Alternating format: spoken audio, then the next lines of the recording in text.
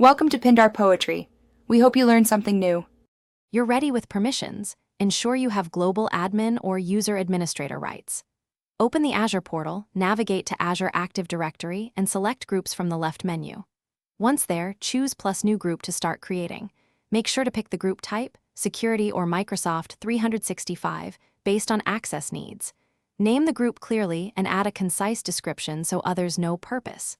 Save drafts while you gather member lists. This prevents losing progress as you move to configuration. Now configure the important details.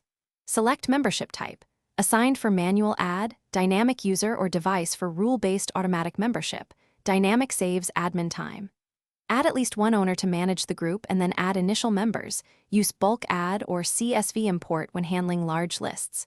If dynamic, craft and validate membership rules using attribute syntax. Test rule evaluation before saving. Once rules and members look correct, review access and provisioning implications to avoid unexpected permissions changes later. Finish by reviewing all settings, name, description, type, owners, and membership rules, then click Create to provision the group. After creation, monitor membership population, wait for sync cycles, and check audit logs to confirm actions. Make sure Azure AD Connect Sync is healthy if on-premises accounts are involved. If members don't appear, verify dynamic rule syntax, check attribute availability, and confirm directory synchronization status. If you still have issues, reevaluate ownership and role assignments to ensure permission gaps aren't blocking changes. Thanks for watching. Consider subscribing if we helped you.